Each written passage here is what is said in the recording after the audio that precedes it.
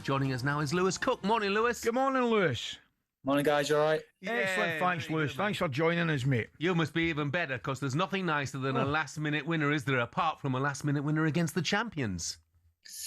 Yeah, I think obviously we've had a few of them against us this season over the last few years, but yeah, you can't beat a last-minute winner, and like you say, against the champions and stuff. Incredible game, incredible performance, and much needed. Lewis, tell me, mate, I look at your team and probably similar in many respects, Brighton and Brentford. The exodus that you have to handle in terms of players moving on is absolutely remarkable, but you keep handling that situation. How difficult is that?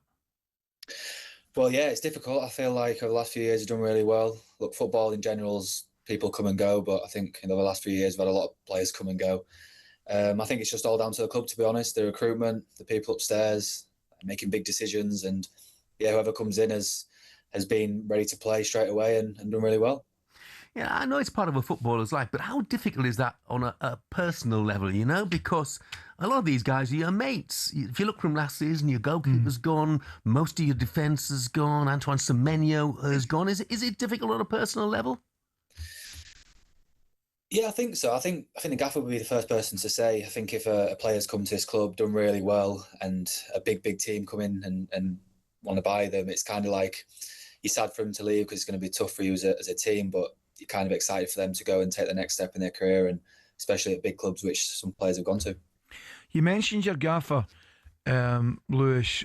I mean, he's been remarkable, to be brutally honest with you. And we're talking about the exodus. It's all doom and gloom here. It's anything but we've got to ask you a question.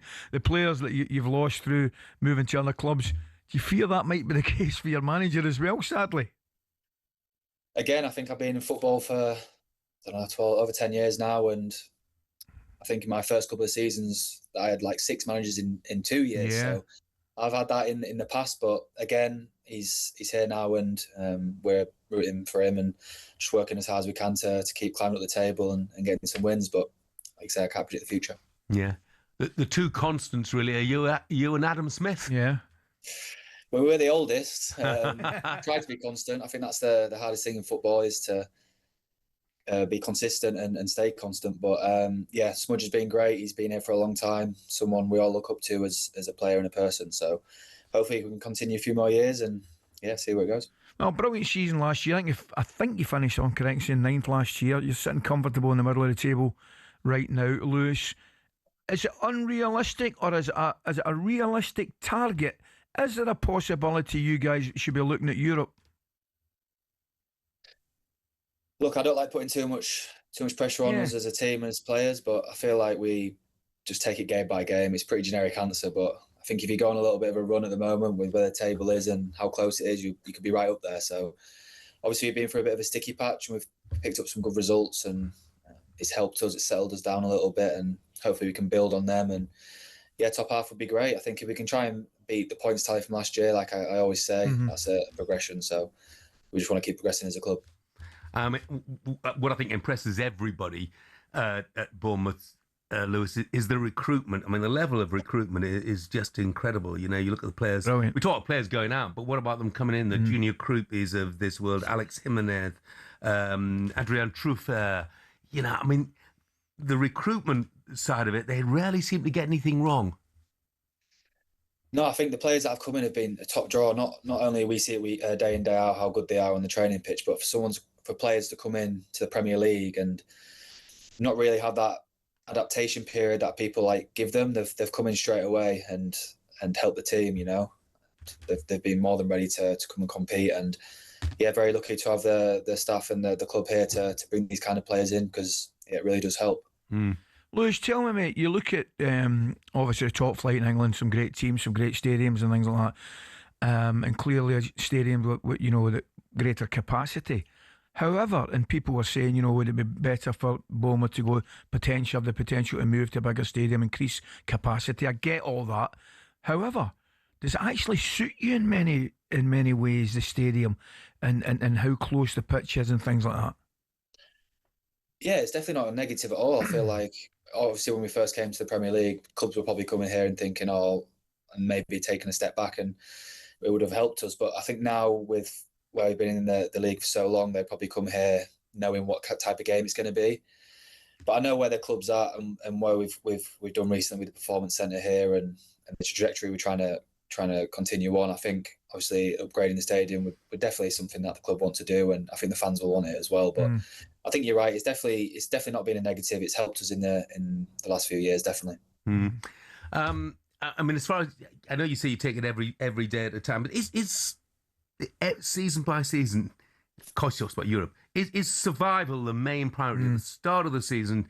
You know, do you set the target? You know, everybody does. People talk about 40 points.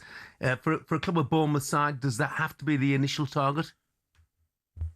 I mean, everyone's got their different opinion as individuals. I would say the club in general, I wouldn't say now is survival's the main thought.